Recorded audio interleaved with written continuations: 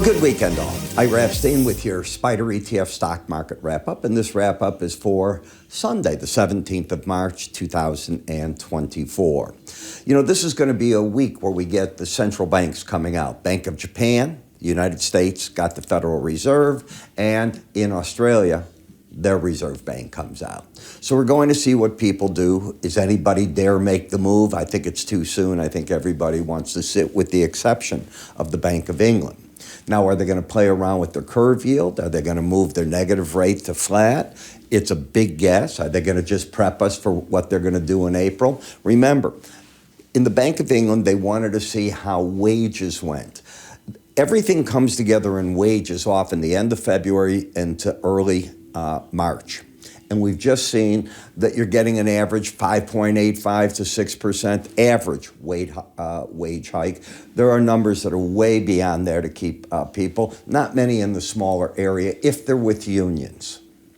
So everything depends who you're with. But that gives the bank the cover because now the spending can happen because of that to start movement. So look for this to be the case. The yen finished around 149. A lot of people think it can ultimately go to 120 to 140 into a lower range as it gains more value. We'll see. We'll see how the markets respond to it.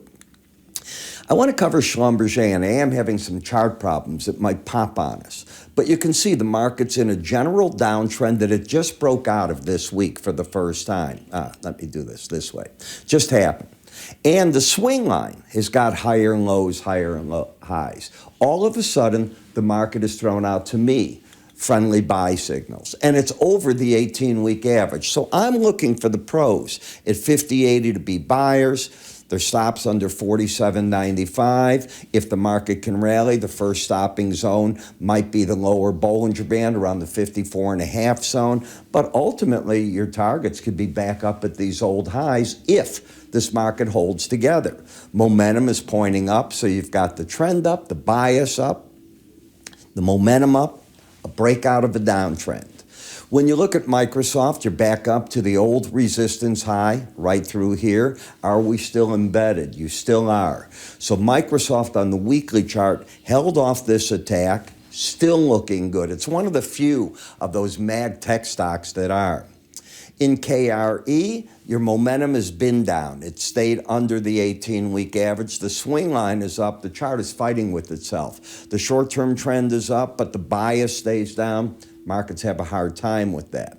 Now, in China, this is the first move back over the 18-week average of closes. You can see it finished at 40.05. The 18 weeks, 39.74, and momentum's up. You have the higher lows, higher highs. That leads me to think the pros will buy the market at 39.74. Tight stops just under 38.40. Objective, if it can move, maybe up to the upper band at 43.65.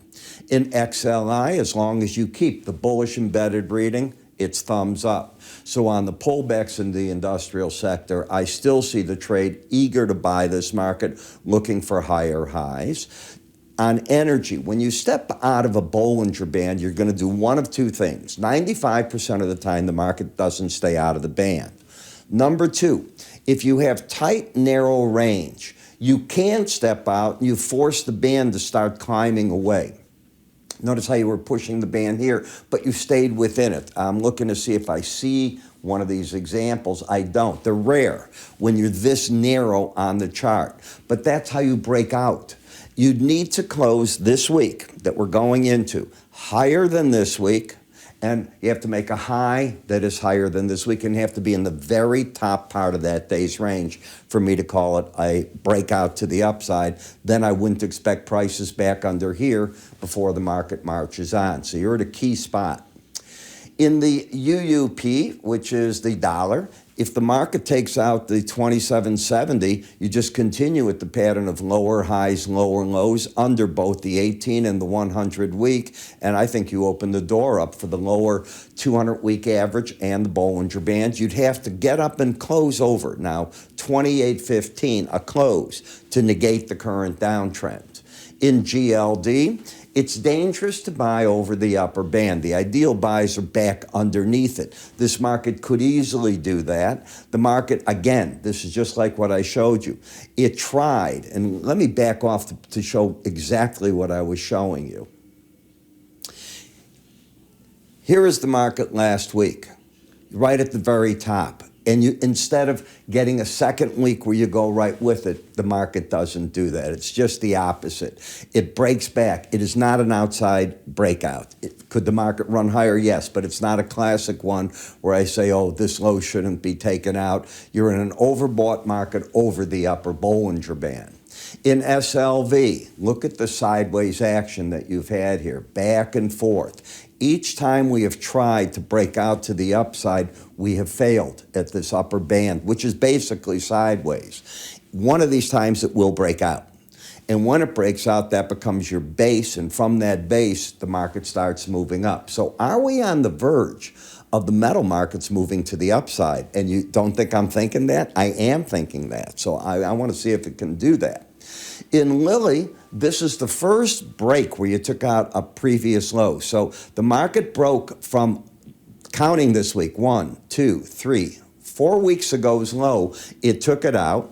You're on the verge that if you get the red line to close underneath 79 this week, that you're saying you might get more of a correction here. For it to be good, it's got to snap back like that and stay up this week, okay? Come back, make a higher high than last week, and stay there to keep the loss of the momentum from turning down on it. Something to watch, but it's not in the buy mode that it had been. Uber still is, but again here, are you going to lose that embedded reading? You have an 82 reading. If it closes under 79, the odds favor that you've made a short-term top, and wherever the 18-week is, you're going to try to make a run to it over time before you make a new high. That's my rule. Last, we are looking, well, it's not even last, but CCJ. The market is still acting terrible. A bearish trend, oversold, but still definitely in the downtrend. In Meta, okay, so in Meta, again, as long as you don't take this red line and be under 79, these pullbacks are buying opportunities still. And that's where I think we're at. Now, the hard part is, are traders going to buy in front of the Fed announcement or not? The hard part will be, what will they do if we see that instead of 3 Fed potential cuts, it moves down to 2. Does the market fight it, as it often does, or does it say, now we can still live with that because earnings are so good, it doesn't matter. The bigger story is the Fed's going to cut, and you don't know that they won't have to cut more if things start accelerating. That latter part is probably what the people do, because the naysayers always believe that that's how this is going to work, one way or the other, that the Fed ends up with the cuts. Join me in the mornings. At 9 in the morning, I record a video, that's Central Time. I wait for the first half hour of the stock market in New York to open. Why do I do that? I want the overnight trades to blend in, and we typically get the last U.S. piece of economic data at 9 a.m. And now I'm able to cover everything. And we rotate this all the time, but there's going to be 40 charts that we do.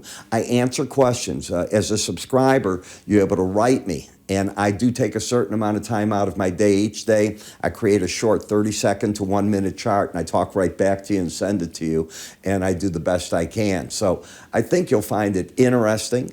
Do my best, looking short-term, long-term. Some are investments. Some are trades. I do no day trade by design unless the market either, number one, it's entry and I was wrong, or number two, it was entry and it hit a home run and it got where I wanted it to go. But I'm not a day trader. Swing trade for sure. I'm Ira Epstein. You have yourself a great day. How you get this, by the way, iraepstein.com. Go under the word research. You can move your cursor up here. It'll do it for you as well. I'm Ira. You take care.